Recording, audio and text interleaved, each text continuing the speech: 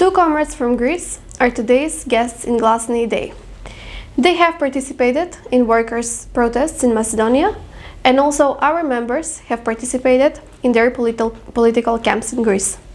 Today, with Panayotis in Greece, we will talk about their organization, the current political situation in Greece, the workers' movements, as well as the student and youth movements in the struggle against capitalism. Hello and welcome, Panayotis in Greece. To begin, you can briefly both introduce yourselves. Hello, I'm Panayotis Xoplidis. I'm a member of the Central Committee of NAR, which is the New Left Current for the Communist Liberation. It is an organization of the anti-capitalist, revolutionary and communist left in Greece. And it's a great pleasure also for me to be for the second time in a podcast of Glasny Day. Thank you. I say it right. I am Chris. I'm a member of Youth for the Communist Liberation. It's the youth of NAR. I'm a student in electrical engineering, and I'm really glad to be here together with you. Thank you. So to start with you, Panayotis, as we already mentioned, you're a member of NAR.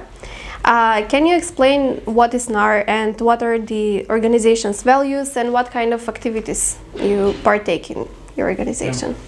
NAR was formed in Greece in 1990 by a part of former members of the Communist Party of Greece and the Communist Youth of Greece. The motive of the succession was the decision of the Communist Party of Greece to create a government, to form a government with the bourgeois neoliberal party of New Democracy in Greece. However, the actual reason for such a decision was the creation of a new communist organization on political and ideological level based on the real need for a new communist party in Greece. What is probably more interesting about the Macedonian people is that one of the main differences and disagreements with the Communist Party of Greece is its position about the Macedonian issue, for example, and about the nationalism in Greece. For example, although historically the Communist Party of Greece was the only party that recognized the Macedonian nation, but the modern, in nowadays, Communist Party doesn't anymore recognize the Macedonian issue, and it has not internationalist position about this issue anymore. And we believe that it is very tragic because many members of the Communist Party historically were exiled, were tortured because of their position about the Macedonian issue in Greece. So we very much believe in an internationalist struggle, not only on the Macedonian issue, but mainly about the labor, the student movement, and our common struggles. Thank you. And Chris, you're a member of the youth organization of NAR. Can you tell us a little bit about the communist youth of NAR and about the motivation among young people to fight for change? Okay. In order to be a member of Youth for the Communist Liberation, you need to be between 14 years old and 30 years old. We organize in sector organizations of youth workers, university students, school students, and in the neighborhoods.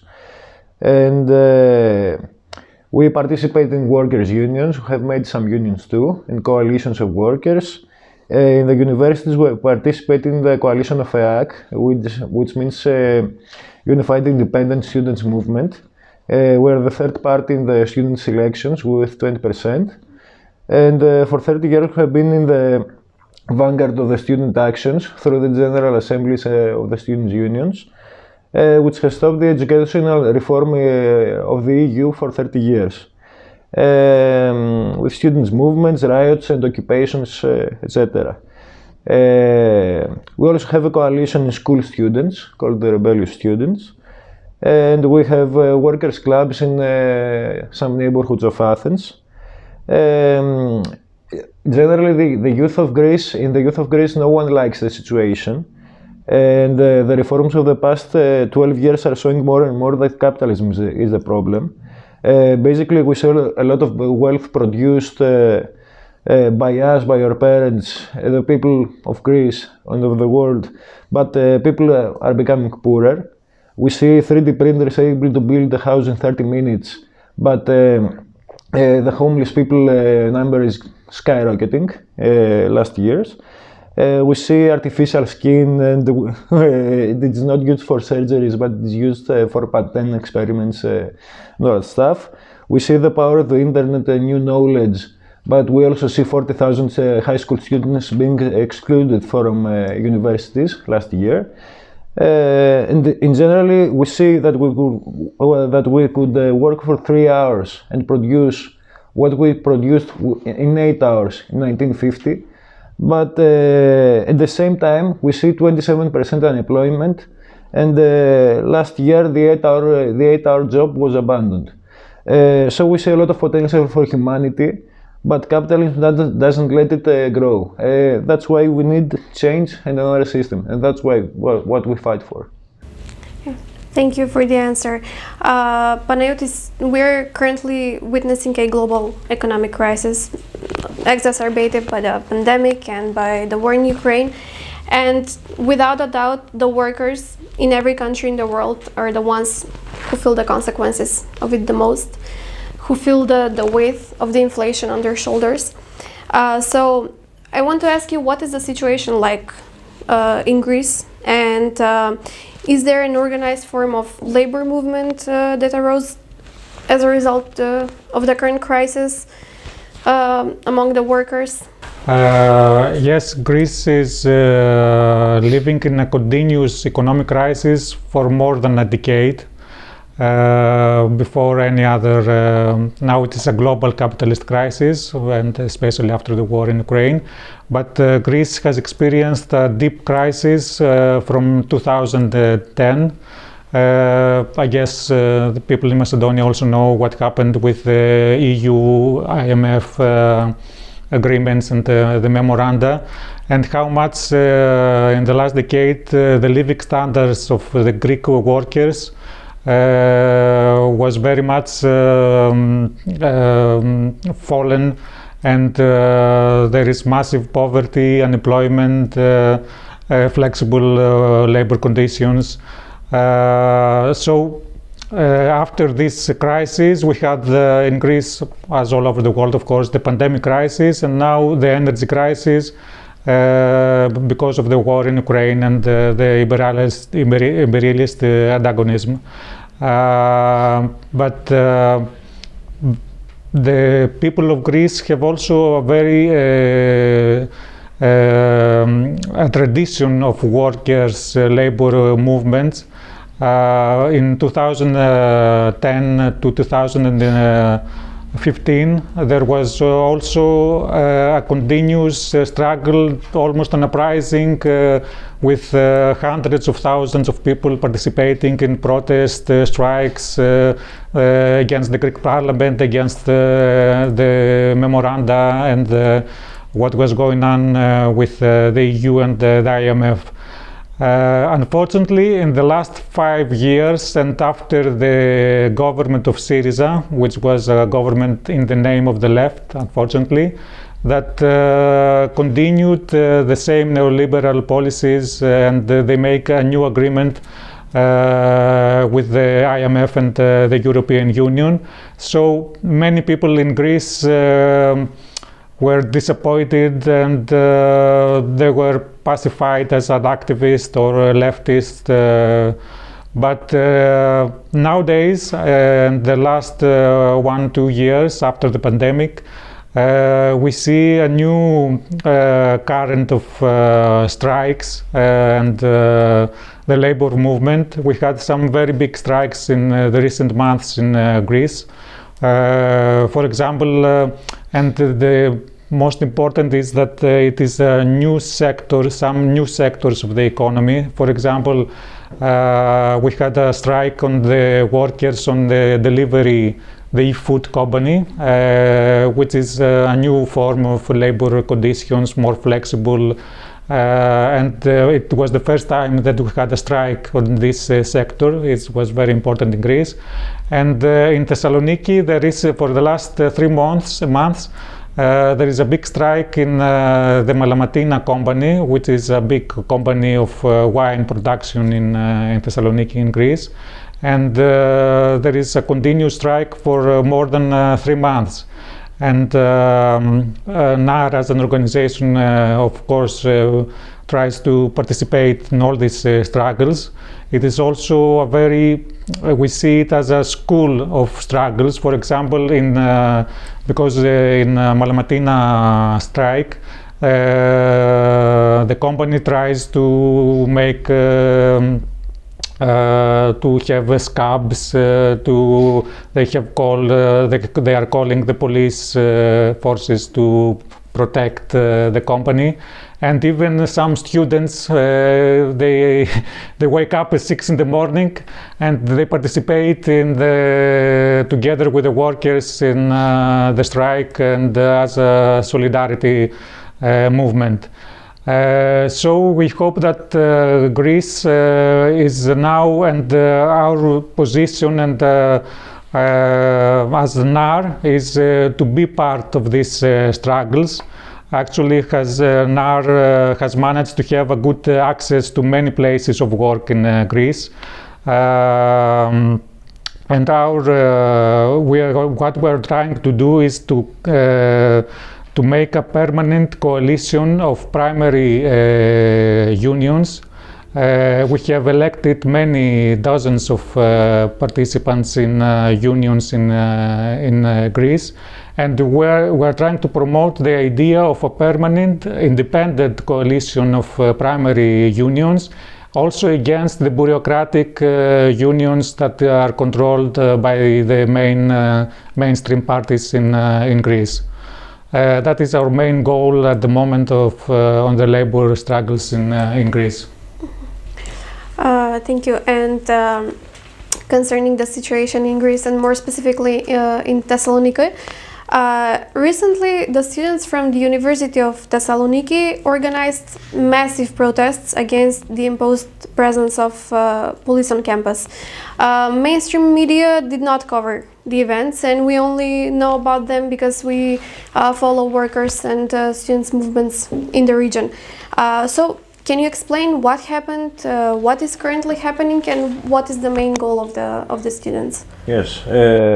First of all, as I said earlier, for 30 years, the EU tries to reform the education in the whole EU, not only in Greece, and it is being blocked by the students' movement. And this is very harsh for the EU and all the governments, because they need to make money from education and put it on their own standards. So what happened exactly is that in 2020, the government passed a new educational bill that said that there will be campus police in almost every university. They talked about student courts, where you would be even deleted from schools, even for taking parties or putting posters on schools, not only for occupying them or unionizing. Students' deletions after 2 years past the school years. For example, my school is a 5-year school. After the 7th year, you would be deleted. And the exclusion of almost 40,000 high school students from the third degree education. So all those passed during the lockdown. In the first demonstrations, we were 70 people encircled by the police. But this evolved to big riots that broke the lockdown and the tele-education. Actually, we occupied our schools, we occupied research laboratories in the universities that circulate millions each year. In general, there was a big pressure from the students' movement, the academic society, against these bills because they were against. Πώς είναι τα δικαιώματα? Sorry. They were against. They were against rights that were won by blood. Even some demonstrations had 10 to 12,000 people. And in general, we were unified with some strikes, such as the strike in eFood and other things. We also occupied the administration building of the university, and the dean of the Aristotle University ordered the police to storm in, and we had 31 persecutions. And in the end, the only thing that got enforced from these bills was the high school measures, the exclusion of high school students from the third degree education. Then in the next year, in the New Year's Eve of 2022, the police forces stormed an occupied place in Thessaloniki campus that existed for 30 years and totally destroyed it and occupied it. And this brought a permanent presence of the police in the campus. The excuse was that they brought the place down in order to turn it into a library, but their permanent presence in the campus resulted in almost daily classes during lessons, during exams, etc. They even threw tear gas inside the physics and mathematics school. And we saw even professors, 60 years old, coming out not being able to breathe. They even threw tear gas outside the central library of the university, showing how much they care for libraries and knowledge. They regularly abuse people at night in the campus, even women, men, people who are making pictures and all these things. And they even tried to stop the students' elections, but they were held, and for the first time in 33 years, the right-wing party didn't win the first place. And so after these two things happened, in the summer they voted for a new bill that tried to corporatize the university.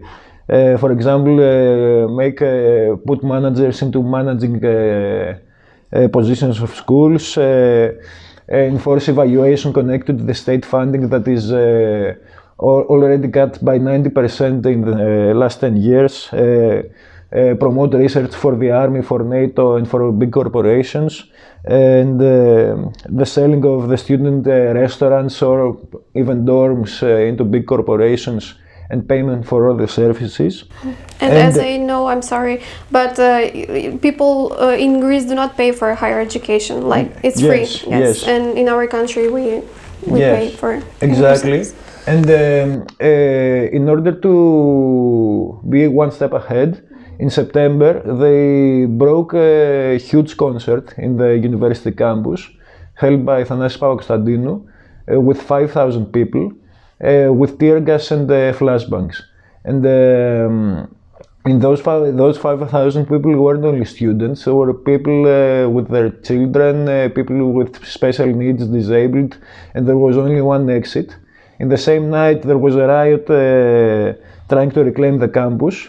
And the next day we had an even bigger riot of 7,000 people, which was supported by no parliamentary party, also trying to reclaim the campus. 10 days later, the Anresis Festival, the Festival of Youth for the Communist Liberation, was held in the campus and it ended safely. It had thousands of people. And in general, the situation in the campus is dangerous, but also hopeful. So now we are preparing to occupy all schools and overthrow the government of poverty, of hunger, of war, and police brutality. Because what we fight for is free and public education. What we fight for is research and knowledge for social needs and not for the needs of the capitalists.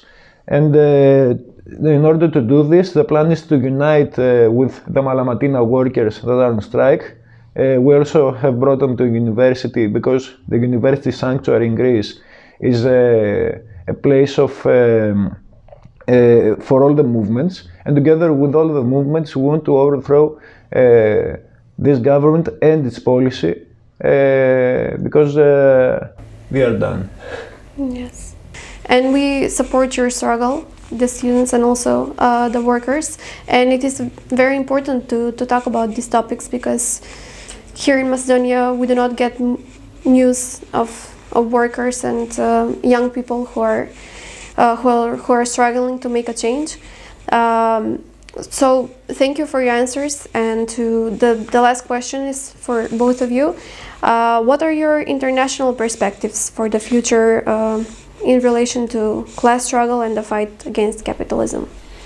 Yeah, as I told you, we are living in very dangerous times. It is not only the war in Ukraine, it is also the rise of nationalisms, not only in the Balkans. We are familiar with nationalism, but also we see what is happening in Western Europe, the United States, this new current of fascist, far-right parties. In Italy, they are the government. But also there is a radicalization of the far-right all over Europe, the Americas, even in Latin America. So we believe that it is now the time to speak again in the nationalist language.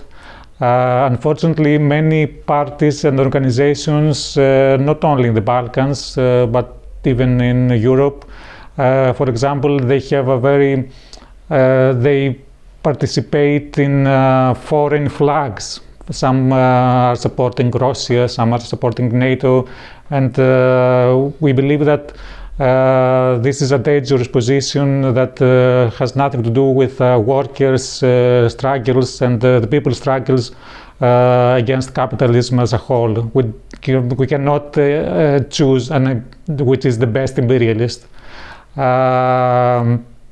We also think that in our geopolitical neighborhood, this rise of nationalism is even more dangerous because in the Balkans, of course, you all know that we have a history even of wars. Not a century ago, what happened in Yugoslavia, in Bosnia, Kosovo, even in Macedonia with your conflict, or what is going on between Greece and Turkey.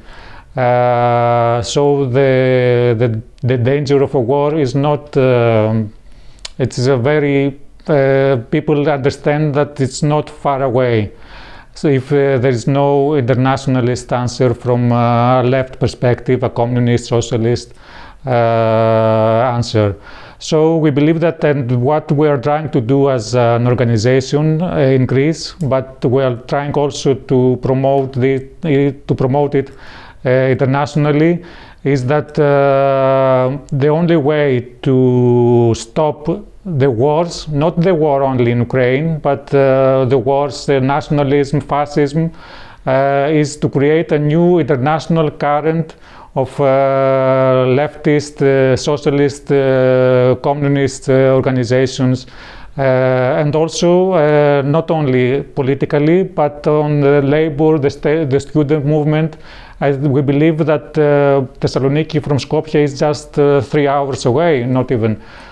So we can have even common struggles. We must have a target to have common struggles in the labor movement, the environmental movement, the student movement.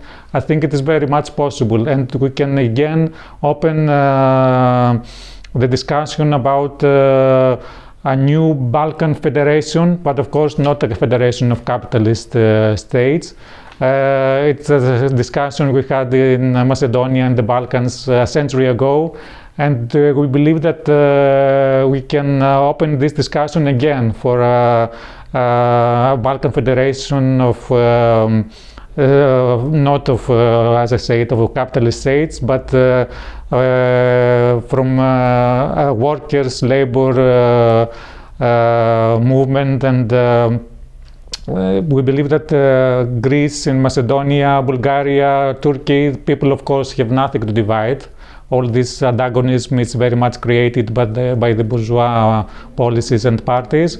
On the contrary, we believe that we have more common as workers, as students, and we're trying to create this new internationalist current, especially in our region, the Balkans, and that is why we're trying so much to have a dialogue with the Macedonian, not only the leftists, but people that are struggling here in the same conditions as in Greece. And we hope that we can have more steps in this direction. Absolutely. Chris, the same question for you. I think that I agree that the situation is really dangerous. None of us is a prophet. We cannot predict the future. All we can predict with our tools is that it's either do or die for the people, not for the left. That when danger becomes higher, then also hope becomes higher. Those two are undividable. They are brother and sister. You can divide them.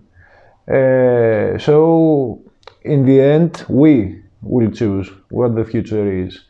We are the 99%. We are the working class. We are the people.